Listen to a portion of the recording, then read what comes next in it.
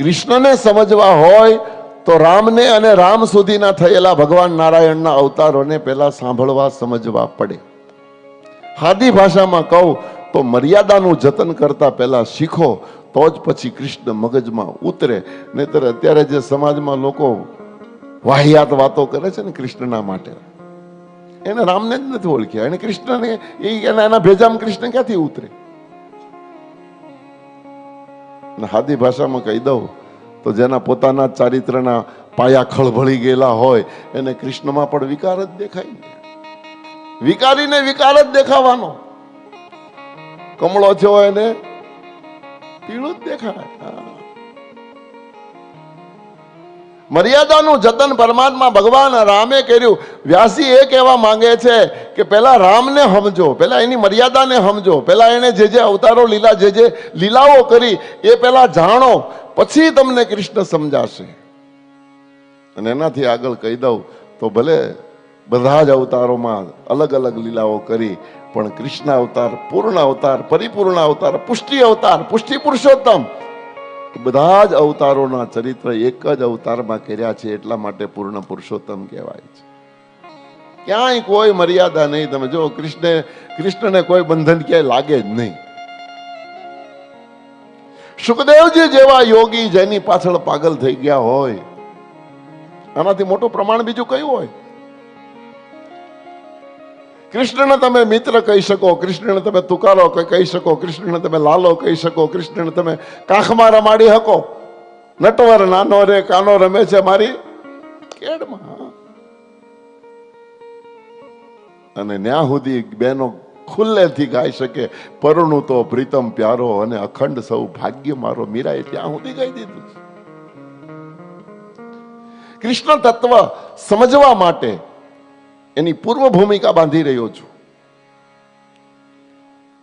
જ્યાં સુધી તમે રામને નહીં સમજી શકો પૂર્ણ રૂપે, ત્યાં સુધી કૃષ્ણ મગજમાં નહીં ઉતરે. અને હવે છેલ્લે શબ્દ કહી દઉં કે કૃષ્ણ સમજાઈ જાય પછી આ સંસારમાં કઈ સમજવાનું બાકી રહેતું પણ નથી. ઈ પુષ્ટિ પુરુષોત્તમ છે, ઈ પરમાત્મા છે. સતત સાથે ફરનારું પાત્ર શ્રી રાધાજી. નામ અપ્રગટ, કારણ સુખદેવજી મહારાજ રાધાજીનું નામ નથી લેતા. એનું કારણ છે સુખદેવજીના ગુરુ રાધાજી છે. પૂર્વજન્મે પોપટ હતા, રાધાજીના નીલકુંજમાં નિવાસ કરતા હતા. મીઠું મીઠું બોલતો તો એક દિવસ શ્રી રાધાજીએ માથા પર હાથ ફેરવીને કીધું, તોતા એ શુક, હવે મીઠું મીઠું બોલવાનું, તને બોલવાની ઈચ્છા થાય ને તો રાધે કૃષ્ણ બોલ. અને આ મહામંત્ર ખુદ રાધાજીએ પોપટને આપ્યો છે. અને પોપટ ત્યારથી મીઠું મીઠું બોલવાનું બંધ કર્યું અને પોપટે રાધે કૃષ્ણ રટવાનું શરૂ કર્યું છે. બોલમાં બોલમાં બોલમાં રે રાધે કૃષ્ણ સિવાય બીજું બોલમાં. સાકર શેરડીનો સ્વાદ તજીને હવે કડવો તે લીમડો ઘોળમાં રે રાધે કૃષ્ણ સિવાય બીજું બોલમાં.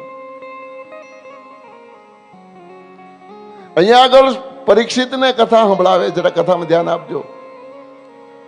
પરીક્ષિતને 7મા દિવસે સર્પ દંશ થવાનો છે, મરવાનું છે. સુખદેવે વિચાર કર્યો કે જો હું મારા ગુરુનું સ્મરણ કરું તો મને સમાધિ, કારણ કે તો સમાધિના સંત છે. પહેલે જ દિવસે મેં તમને એની ઓળખાણ આપી દીધી. સુખદેવજી કહે કે હું સગુણ સાકાર હાલતા ચાલતા દેહધારી ભગવાન હોય એ મગજમાં ઉતરતી જ નથી, વાત જ ખોટી. હું તો નિરંજન નિરાકારને માનનારો યોગી છે, યોગાચાર્ય છે, યોગીઓના ગુરુ છે. જો ગુરુનું સ્મરણ કરું તો મને સમાધિ લાગી જાય. અને સમાધિ લાગે ઊંચી વાત છે, સારી વાત છે, પણ અત્યારે ન લાગવી જોઈએ. અત્યારે જો સમાધિમાં બેસી જાય તો પરીક્ષિત રખડી જાય. પરીક્ષિતને મારે 7મા દિવસે મુક્તિ અપાવવી હોય તો સતત જાગૃત રહેવું પડે. જાગૃત અવસ્થામાં એને કથા સંભળાવવી પડે. અને જાગૃત રહેવા માટે સમાધિ ન લાગવી જોઈએ. સમાધિ ક્યારે ન લાગે? બોલે ગુરુનું સ્મરણ ન કરું તો સમાધિ ન લાગે. અને પરિણામ 7 દિવસ શ્રી સુખદેવજી બાબાએ રાધાજીને યાદ જ નથી કર્યા, રાધાનું નામ જ નથી લીધું. અને ક્યાંક ક્યાંક, કારણ કે કૃષ્ણની સાથે ફરનારા બધા પાત્રોના નામ લેવા પડ્યા. હવે આપણે 2 દિવસ એ જ કથા કરવાના છે. કૃષ્ણની સાથે જે હતા એના નામ લીધા, પણ રાધાજીનું નામ આવે ને બાકાત. પણ બહુ જ્યારે જરૂર પડે ત્યારે રાધિકા નથી કીધી, એની આગળ આ લગાવી દીધો. હશે કોઈ ભગવાનની આરાધિકા, આ રાધિકા સૂક્ષ્મ સ્વરૂપે અથવા તો આ લગાવીને નામને છુપાયું છે સુખદેવજીએ.